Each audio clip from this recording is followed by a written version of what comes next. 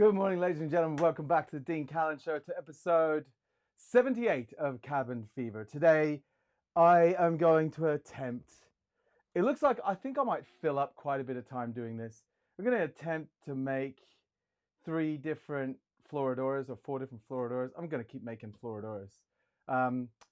Lights look a bit low in here, huh? Might just, wow, whatever, who cares? Anyway, I'm going to make a couple of Floradoras. It's going to be fun. I haven't had a Floradora in a while, and I was thinking about it today because I seen a video pop up. Often I will just scroll through YouTube and have it playing in the background, and you know, things pop up and some interesting things might come up. But for some reason, my PlayStation, everybody's PlayStation can't play YouTube anymore. So I'm unable to sign in, which means that they're just playing whatever, right? So instead of it being kind of tailored to me through all the cookies, it's kind of looping back to like random stuff. But fortunately for me, something super random come up, and like, I'm not gonna lie, it was awesome. It's if you know Charlie McCarthy, it's Charlie McCarthy making a Floradora cocktail, and I was like, gold, have to do Floradora today. So I downloaded the video, and I have to play it. I don't know if I'm going to get cut off for copyright for doing this, but where are you, Charlie? So what I'll do is I'll quickly press that play. You can see where I'm going for, what I'm going for here, and I might just cut it off a little early, right? So check this out. Right, so really, the reason I think it's kind of wicked is we're making Floradora, right? A Floradora is a cocktail from the early century, 19th, and it was the name of a Broadway musical. So like, it's a Broadway musical, the early century. Charlie looks like he's the CEO of like,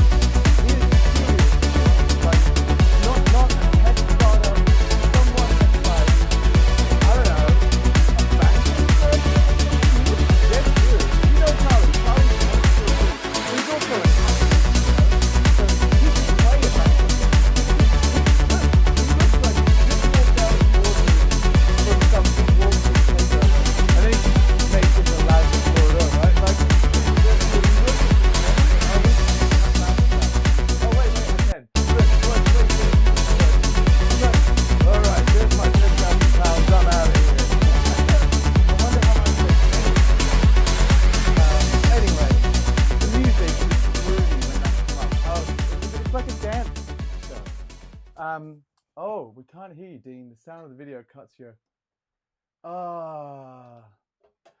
Anyway, it's probably best that you couldn't hear what I was saying. I was saying that Charlie looks like he's just come out of a boardroom. Like, he looks like he's a banker or something like that, like a real serious character, you know? He sells shares or something in things, you know, Wall Streety type people that will crash economies if they make mistakes. And he's making a Floradora. So like, I think it's really funny. I basically was just kind of slating Charlie, and Charlie's a lovely guy, but whoever chose that music, right? I think what I might do, I don't know if I can. I was tempted to take that and then just change the music on it and see how it went, but I'll leave it. Also, the aperture might be different on that camera because I was playing with it for a different purpose. I was doing a Zoom meeting. Anyway, it doesn't matter. Right, so Floradora. If you want to know all about the Floradora, the best book for reference is this one, Imbibe, right? Now, Dave Wondrich is great at finding information, particularly when it comes to stories on things. And if they're from the US, and in the case of the Floradora, it was well documented, its creation, who it was created for, how it was created, how popular it became. This is the book. Now, I was first really introduced to making this drink at Milk and Honey. So there's the Milk and Honey London menu. And if you look, oh, overexposed. You can see somewhere here under pick-me-ups, right at the top. Let us try this way. Oh, there we go. Floradora. Right? So in this it says gin, fresh lime, raspberries, ginger soda. So the way we used to make it at Milk and Honey when I was there was like really strong ginger syrup and soda water. Me personally, I like this way. Just some dry ginger ale. You might have noticed on the show, I put dry ginger ale on a lot of things. I love dry ginger ale. I think it's great. So I'm gonna do, in fact, how many people out there have a copy of this book?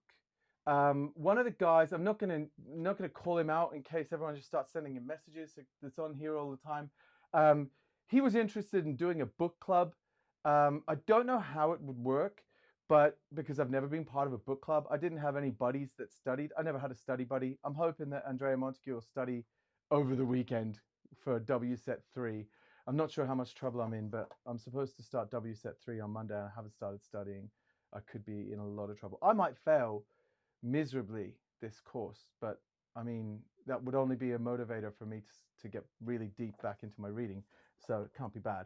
Right, I'm going to read a little bit of this, and I'm going to cut through to something later on. In 1900, Floradora, a thoroughly silly but bit of musical fluff imported from London stage.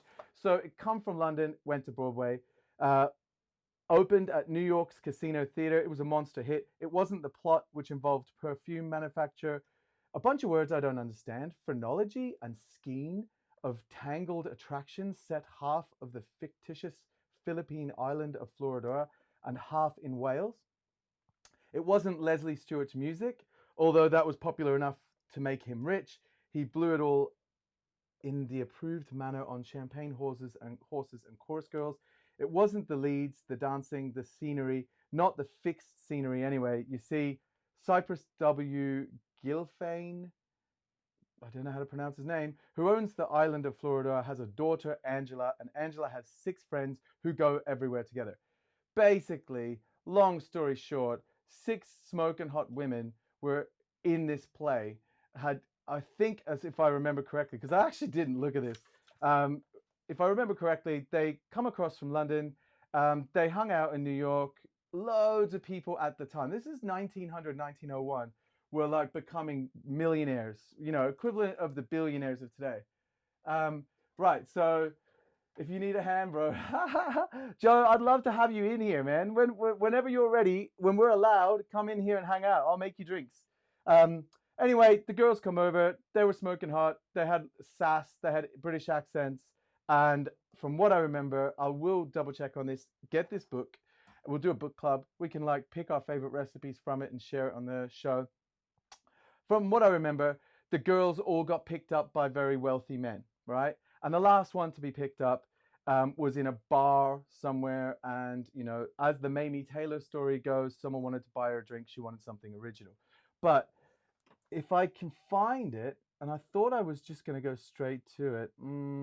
This is, I think, the excerpt that was in the paper, right? So a party of professional people were in Columbus Avenue restaurant in New York the other night after the show. One of the Floradora pretty maidens was in the crowd, and her persistent refusal to partake of anything but lemonade irked the rest.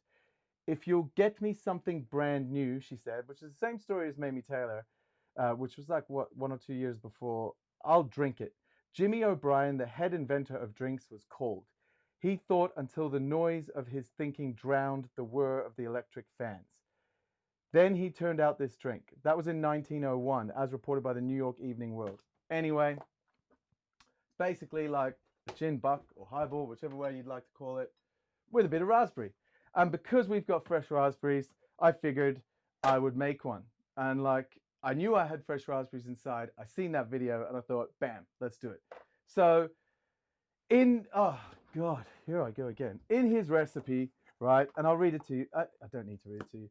In his recipe, he says, crush a few raspberry, put some raspberry syrup into the bottom of the glass, around 2 bar spoons, put, I think it was 45 ml or 1.5 ounce of gin until you mix that until the flavors are combined. Add the juice of 1 whole lime. I'm going to do half in each of these, and then top it with the best dry ginger ale. I remember that specifically because when I was at Milk and Honey, I kept saying, let's just put ginger ale. Let's do it as per the original. But you know what? I was wrong. With proper centrifugal ginger juice and done the way that the Milk and Honey guys were doing it, shaking it and everything like that was absolutely delicious. Not going to shake it. I'm going to build it. Right. So I thought just doing one might not last very long. So I thought to myself, what if I made flavored Floradoras and I compared them? So I'm going to try to do that. It might take me a little while, but we got time. Now, the one thing I haven't done is built my raspberry syrup. So I'm going to do that first. Don't have my little muddling stick, but fortunately, Axel likes eating the mortar and pestle from inside the house. So, or the pestle, I think this is the pestle bit. So he carries it around with him and he carried it out here. So now I still have it. Now what I'm going to do here to make it fair, because these purees have a bit of sugar, is I'm just crushing raspberry instead of doing proper raspberry syrup, which, you know what, if I get the time to make proper raspberry syrup, I'll do that. And then, you know, make a small video of it and show it on the show. But for here, I'm going to get the required raspberry flavor from this. So I'm not going to worry too much about it. And then what I'm going to do is I'm going to compare it to pineapple. So this is the pineapple one, right? A pineapple Floradora. That's going to be crazy. You might have noticed. Did anyone notice? Anyone notice? Text me if you need help on that W set at any stage, bro. Oh, nice. Well, I think the key thing for me on that W set, I'm super keen to find out what I don't know. It's been a while since I've been bartending next to people, and honestly, you forget just how important it is to be working next to colleagues that are learning different shit to you at any given time. And you might start discussing stuff, they're discussing something new, you find out about new category of drinks, you find out about new production, they might ask you, you might ask them. You know, you need that. That's super important. The teamwork thing is the thing that I'm missing the most. It's nice working as a consultant, but I'm realizing that I was kind of, I think, substituting the fact that substituting for working in a team in a bar with going out to bars and chatting to bartenders. That's why if you've ever served me, I will sit at the bar and just chat bar stuff all night. And well, until I run out of money, which actually will be like, you know, one of those things. I've got to start being more responsible. I can't just go out and get smashed at bars and spend all my money. Got to spend my money on my little man now. So that's juice of half a lime in each of these. I know that the raspberries are a little bit tart, but we'll see how the others go. And then where's the Bombay? Right. So 45 of each of these. Bombay's going to be gone. Also, my deck stopped working. And it feels weird to be in the cabin with absolutely no music. Right? Isn't that weird? It's weird. Now, I was hoping today to get on top of my net volume for these glasses with this ice, but I didn't get on top of it. Hopefully this will work out quite well, but I've got some fresh ice here, and this ice I've not actually tested in these glasses yet, right? It should be quite good. Yeah, that's looking like a nice size. Right, and I can use the ice. No one else is coming in here. I know that this looks terrible of me to just be hand blobbering the ice into here, but I'm going to be drinking all of them. That was the pineapple, right? That's the mango. So let's see. Dry ginger ale. Now I'm going to use Schweppes across the board,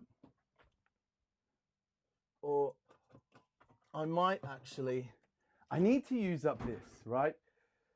I don't know what it is about Fever Tree, but for some reason, Fever Tree, just everywhere you go, I want to buy Fever Tree, right? I know, like Craig Harper is legend, right? When you can put a name to the product, like, you know, you're putting money in someone's pocket, it makes sense. I don't know the guys from Schweppes, but it's always refreshingly light, right? And I don't know whether it's like a toxic masculinity thing that I grew up with, but I'm not keen on refreshingly light.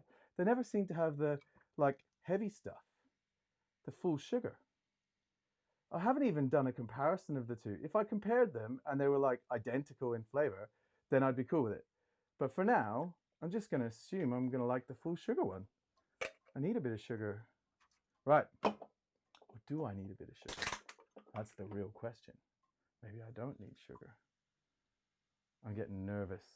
It's nervous with no music in the background. It's a nervous energy. I just need, let me see. Can I put a little bit of sound in the background? So you guys don't need to hear it, but if I can't hear something, it's going to drive me crazy. All right. Happy days. So give this a mix. Now, in Wondrich's explanation, he even went as far as to say that back in the day, the guys actually said to lift with your spoon the ingredients up, right? And I definitely need to do that with these. So start with the traditional.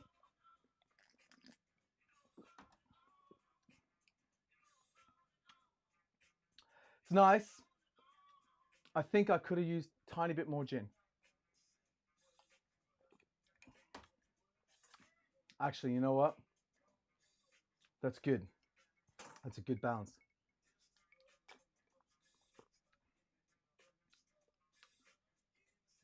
Ooh, okay. Pineapple's winning. How is pineapple winning?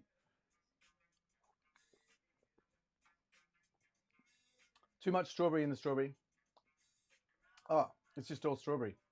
It's tasty, but it's all strawberry. I think if I was going to do that again, I would probably be more reluctant to put the purees in, and I'd make a proper syrup. Mango's tasty as well. I just, the bits, right? If you guys were watching last time, hey, Pierre, pineapple one's tasty, man. A pineapple one's tasty. Like, and so Pierre, for anyone that's not able to see the comments, Pierre is the manager of Milk and Honey. So if you just signed in, bro, like, I'm doing the Floradora because I've seen a video of a Floradora, and my mindset of a Floradora is jazz music in the background, like a darker venue. I did turn the lights down a little bit, so it felt a bit more Milk and Honey, you know, like, but dark venue, you know, jazz music in the background, and a turn of the century kind of atmosphere. But this video had super raging techno music, so it threw me, made me want to make Floradoras. Pineapple. Speaking of which, has anyone noticed? Yeah, that's it. I was trying to make Red Room style, like, but it's probably gone too dark. Has anyone noticed that there's a bottle lit up on the back bar? So, where are you? See? Right? So, it's never going to work that you can just like see the label. If you were sitting here, it would just bam, brighten up. Click, right? So, the reason I've highlighted that is because obviously I love this stuff, right? I'm trying not to open it because if I open it, it disappears. I just start taking little sips and then it's gone. But I wanted to say that I've not been planning content very much up until basically the last episode. The last episode, I was expecting things to go wrong. Nothing went wrong. The last couple of episodes, things have started to not die on me. So, in light of that, I'm starting to move towards some content. And what I've decided to do is kind of focus more on the interviewee stuff. And I wanted to let you guys know ahead of time that I'm not only going to be getting on the show. I don't know the dates just yet. I will announce them ahead of time so that you know if you want to be involved and ask questions. I'm going to get Ivan from Boris Ivan from Gonzalez Bias, and we're going to talk sherry, right? Which will be super fucking cool because he's a legend. He knows all about sherry. But I want to make sure I've got a couple of his products beforehand. I always have Tio Pepe for my Fino Coladas, but I want to get a couple of different products. And I want to talk through the different types of sherry and stuff. This is for Diogo, who was telling me that you seem to like sherry, but you never talk about it. So we're going to talk sherry one of the episodes. And also Alexander Gabriel is going to come on the show and chat, which will be super epic. So he's responsible not only for the Stiggins Fancy and all the plantation range, but he's responsible for the cognac that they do, which is a nice segue into what I was going to say next. So if you're a fan of Floradoras, which I am, I don't know how I'm going to drink all these. I might have to actually not drink all these. So I think pineapple's my winner. Oh, I used all the lime. Wait. So if you're a fan of Floradoras and you want to try something a little bit different, do exactly the same thing with cognac, and it's a Floradora Imperial, right? I'm not going to do that. I got too many drinks already. But we might do, maybe I'll do one with Alexander? I don't know. We'll see.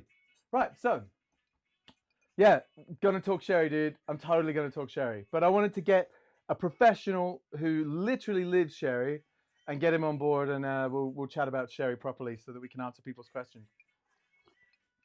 Because I just drink it, you know? I just like drinking it. So here, I'm not gonna make you wait any longer. Mitch is back from holidays. I know you missed Mitch last episode. He was away. He was away in the desert trying to get his head together. He's got his head together, and now he's got to go back to work. So here, we're going to listen to Mitch for 1 minute, and I'm going to adjust those cameras. How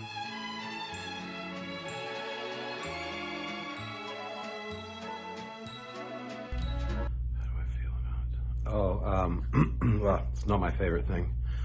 I can tell you that. I mean, it is as it ever was. The whole reason with getting the to-go window, my motivation for getting the to-go window open was so that my staff that had been living sort of paycheck to paycheck could help to generate some money, some of the low incomes.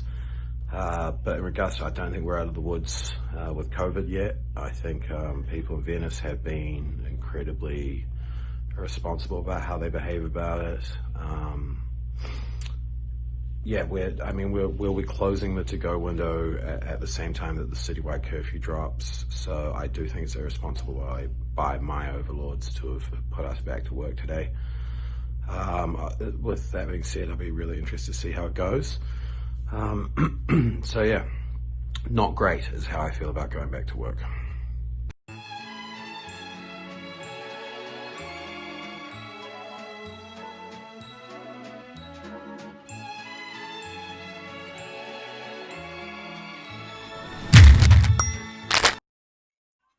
All right, so one thing I wanted to say as well. While you guys were away, I lifted the bag of ice, and all the ice fell out from underneath. So I've got like ice spears all over the place. So one thing I've started to learn from doing these live feeds is that there's a little community developing, and I really love the community thing. It's keeping me going. It's making me excited for doing the show. And today I got like one of the coolest gifts. Every time I say someone's name on the show, I always think I'm going to pick it up. But his name is Spartak. Like, I don't know him personally. Like, I might have met him. I'm not sure. But he sent me this. And I think it's really cool. Like, he's put time into this. So this is up there with the image that Diogo sent me. And I really love you guys being creative and supporting the show. In fact, I'd love to work on a project with everybody if people are interested, if they've got time. we could put something together. But check this out, right? He did this himself.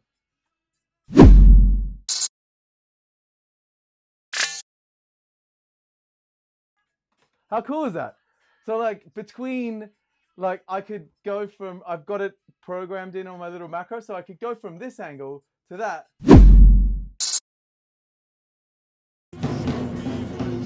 You know what I mean? Or if there was technical issues, I could be like, oh, technical issues.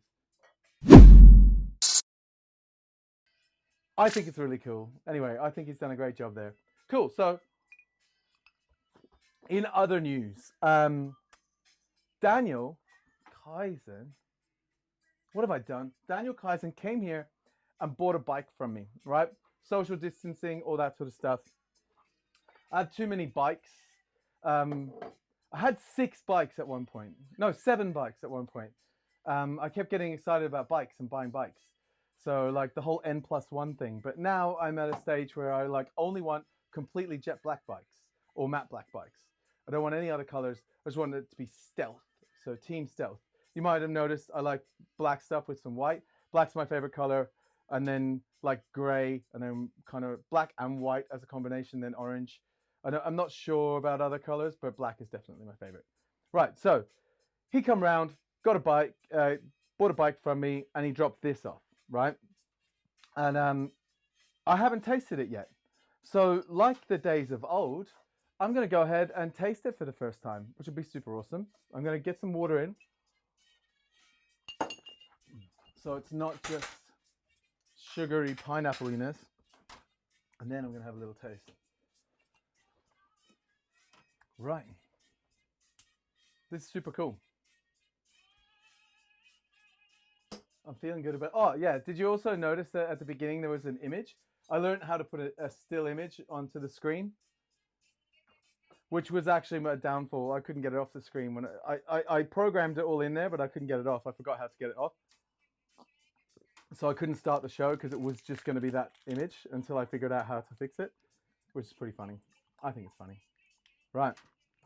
So on the side of the bottle, it says the world's most awarded rum 2018-29. It's actually quite nice that they've mentioned when they got the most awards rather than saying we've got an accumulative amount, like bunch of awards over the years. Share the adventure. So that's saying quite a bit. So Neptune rum, it's got like a picture of Neptune. It's like a Greek god type of thing. Neptune Barbados Gold is a multi-award-winning exceptional golden rum, lovingly distilled on the sun-kissed slopes of southern Barbados. Sally sells seashells by the seashore in the southern Barbados. Okay, I'm nearly dying on this. Sun-kissed slopes of southern Barbados, aged in bourbon oak casks, then chill-filtered and softened using a unique process to develop a sublime golden color with nuances of apricot, banana and coconut overlaid with soft hints of honey and vanilla. That's actually pretty good description. I like that. And it says exceptional on the bottom. So from what I see when I see a bottle like this, the fact that it says exceptional on the bottom, the fact that it's got the kind of waves like water crashing or the ocean, it immediately says they've paid for their own bottle. You know what I mean? Like having a stock bottle is one thing, but paying to have a glass mold made costs a lot of money. So they're going for premium. They've got a cork enclosure with paper. The paper feels really nice. It's debossed. It's cool. It's good. Like I like branding and I like brands. So already I'm impressed because they've put effort into the bottle. And I'm just hoping that the liquid follows suit. But given that on the back it says a blend of 8, 5, and 3-year-old rum, right? It's smart to put 8 first because you're like, ooh, 8. But effectively, like 3-year-old rum's still really good rum. And I love older spirit being mixed in with a bit of younger spirit because you're getting the best of both worlds. So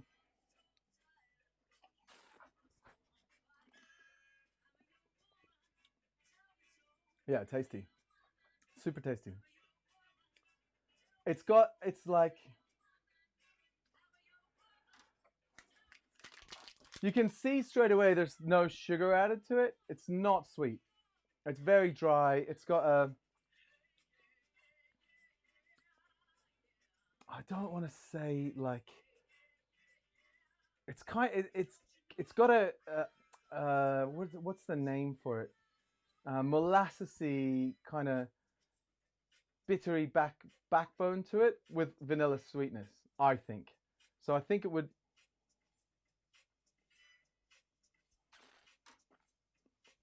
My instincts are to go well in like long mixed drinks, and shaken citrusy stuff. It's got enough youth that it would work almost in a daiquiri style drink, but not a daiquiri, if that makes sense. It's not quite. It's got too much age. It's like caramelly daiquiri. Anyway, moving on from that, I wanted to play you guys another video as well. So you might have remembered a month or two ago, right when this show started, I thought it was a really cool idea to give G-Man, Gareth, or G, a spot doing stuff on the show. But I realized very quickly that I was just signing him up to like doing regular content for me every week. The guy's got a job, But I think it's fair to say that it'd be cool to share his content on here with you guys. I'm gonna share as much as I can, but I'm concerned about copyright because it's like got copyrighted music on it. So I'll go quickly, share a little bit, and then cut back, right? But if you do get the chance, jump onto his YouTube and follow the guy. He's lovely. He's doing really good things for the industry. In fact, I might chop through some of the video and then you guys go and see the full video in his YouTube channel and support. And sharing and subscribing to things helps people build an audience, shows that they've got more reach, and gives them more of an opportunity to talk to people. So it's definitely worth following him. Hi, are you interested in making cocktails at home, but you get confused with all the ingredients? Do you just end up making a ton of mess? Do you get confused using things like shakers and don't have the proper tools? Then this show is for you.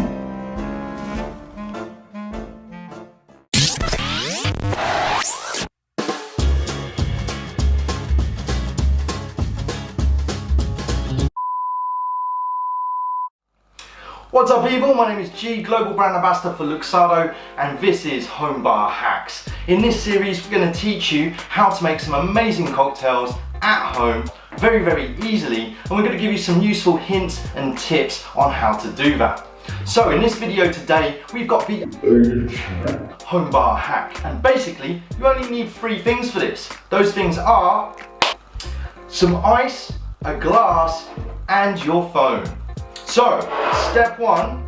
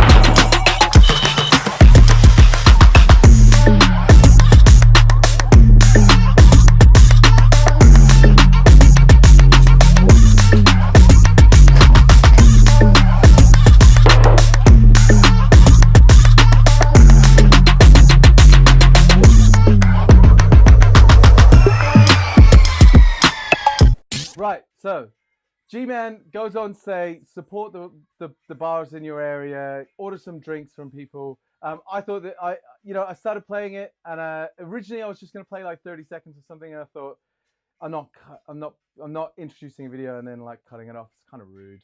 I also think the flavor of this has developed a little bit. Like Diogo asked me what sort of rum it is, and originally I thought it might have been a straight up column still rum, but I was getting a little bit confused because I could taste a depth that, you know, when I said that like bitter kind of molassesy sort of flavor.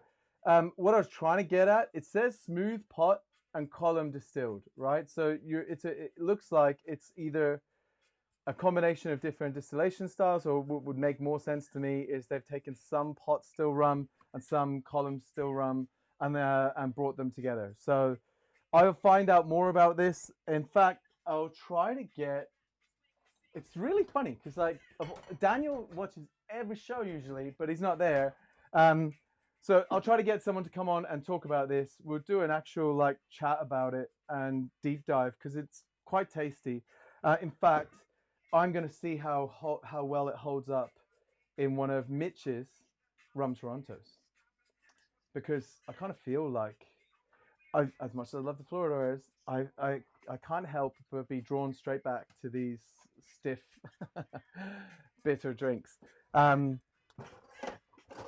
so in future, I'm going to get to a stage where I have my glasses all set out in a freezer. For those of you that have actually been here before, you can see the layout is usually quite good. But one of the fundamental flaws of the setup of this bar is that when I started the setup, when I set it up, I always assumed I would do service like a normal bar. It's not a normal bar, it's a home bar. Which basically means that we're not serving people that don't really drink on a regular occasion.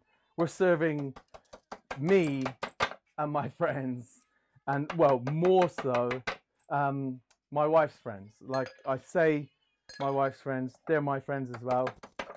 But you know, they met my wife first, and they like her more. I think everyone does. The more they get to know her, especially, they're like, "Why are you with that guy? What does he do?" All right, so start with a whole bunch of those. I'm going to put the Fernet in first, and then like see what stage the ice is at. I'm going to blind pour this as well, because you know what? I'm not very good at measuring, especially the small stuff. So I just kind of like wing it. And I'm going to go with my super chocolatey job. And then some Neptune. Right. You might have noticed I don't actually like call out measurements much when I'm making drinks on here. I do want to get to a stage where I start actually building recipes for people to follow. I get the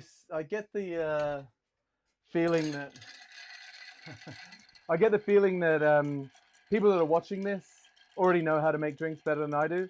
So I just kind of leave that. But in the future, I want to get to a stage where I start building kind of like a spec sheet. And the reason for that is that one of the most rewarding things I did when I was a brand ambassador was a bartending competition. And the bartending competition, you know, like when you're starting out as a bartender,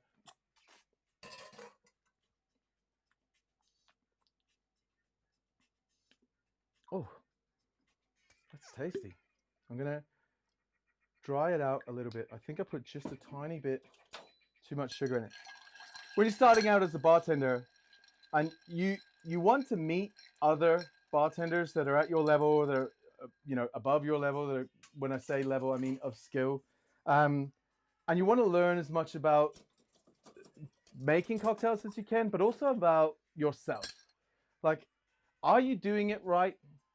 It's one thing your mentor telling you you're doing it right. It's another thing being in front of people and then tasting their drinks that they've put out and tasting yours and going, oh, that one's better. Like, what did they do? And being able to see and break down what they did. Also, I think the importance of speed of service in the last like decade has gone out the window. You know, even rematches ended.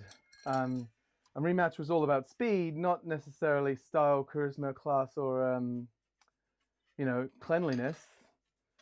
But it was certainly about speed. I'm going to put a cherry in this because I know Electra's watching, and I know she loves cherries.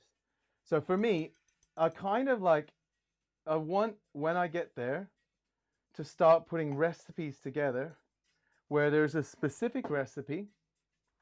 And the reason I'm not doing that at the moment is because I think if you were to release a recipe to people and you say, this is how this is made, it should be done so in a way where like step one is get the mixing glass. That's one thing that you've done.